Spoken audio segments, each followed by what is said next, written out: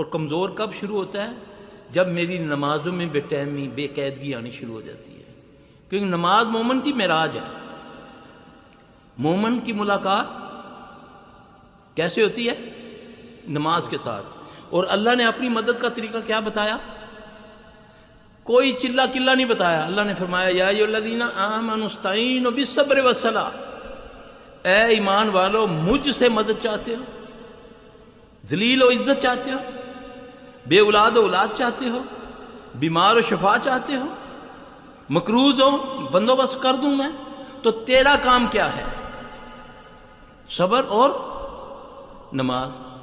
اور سب سے زیادہ بے صبری ہماری اس کام میں ہے۔ مولوی صاحب تواڈے کول ہیں ہفتہ ہو گیا پڑھائی کرنے پہ، کوئی فرق نہیں پیا، میں چلا گیا، میں مجبور ہو گیا فلانے کو، انہیں تویز دیتے کیلے دیتے ٹھوکنا سے خود کا بیڑا گرک ہو گیا۔ بے صبری نے تجھے مروایا نا، ذرا صبر تو کر، رب کہہ رہا ہے تجھے، اتنی بڑی طاقت والا، کن کہہ کے فیکو کر کے ساری کائنات کو بنانے والا، وہ تجھے فارمولہ دے رہا ہے کہ میں رب تیری مدد کروں گا، تو دو کام کر، کیا کر؟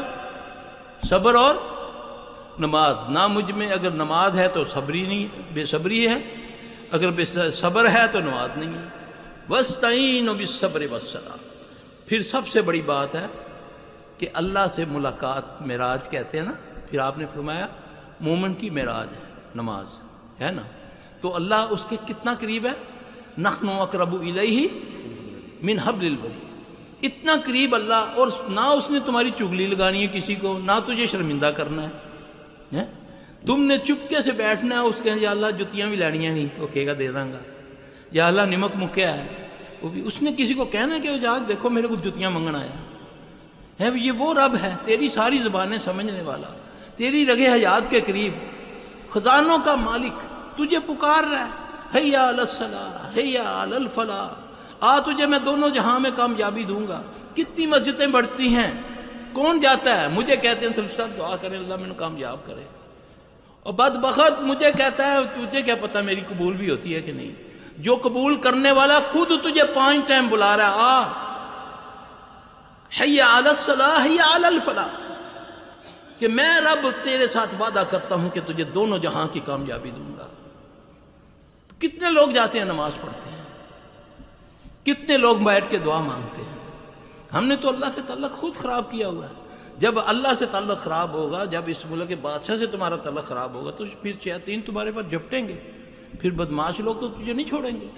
اس سے تعلق مضبوط صرف نماز کے ساتھ ہوگا، سچ کے ساتھ ہوگا، حلال کے ساتھ ہوگا، خیانت نہیں ہوگی، بے حیائی نہیں ہوگی۔ ان صلاۃ تنہا عن الفحشاء والمنکر، بے شک نماز بے حیائی اور برے کاموں سے روکتی ہے۔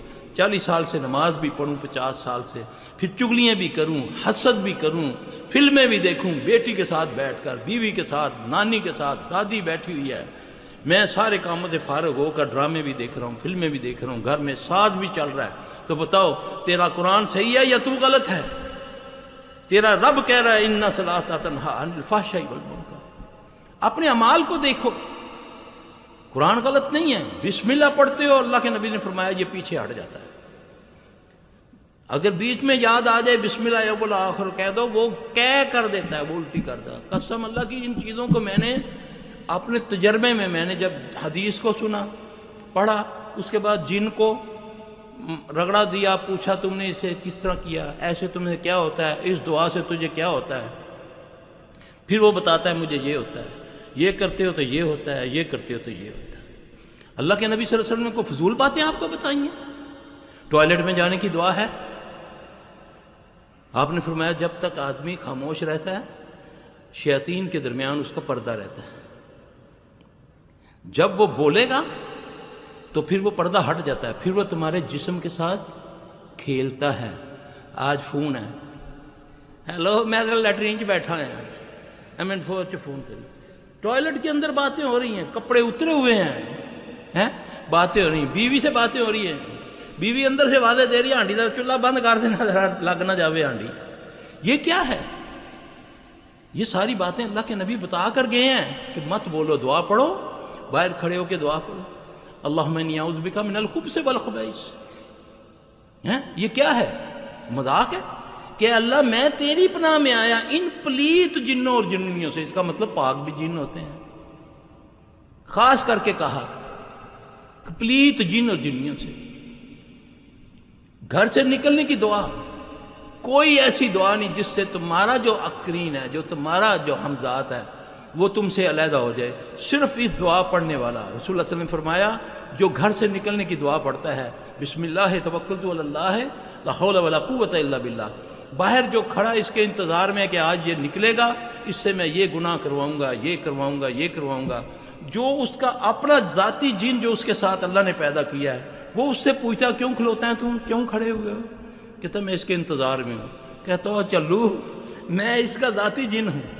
اس نے کچھ کلمے ایسے پڑھے ہیں کہ میں نے آواز آسمان سے سنی ہے کہ اے بندے تو میرے امان میں آ گیا، اب میں اس کا کچھ نہیں کر سکتا، تو کیا کرے گا؟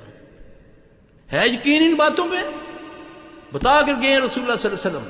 کتنے لوگ ہیں جب گھر سے نکلتے ہیں یہ دعا پڑھتے ہیں، منگل سوتر باندھ لیتے ہیں، راکھیاں باندھ دیتے ہیں، ٹھیک ہے، یہ امام ضامن ہے جی، یعنی کہ امام کی ضمانت ہے تجھے کچھ نہیں ہوگا۔ بے نظیر نے کتنے امام ضامن باندھے ہوئے تھے، کہاں گئی ضمانت اس کی؟ وہ ضمانت دیتا ہے، وہ محافظ ہے، وہ تحفظ کرے گا تیری جان کا، تیری مال کا۔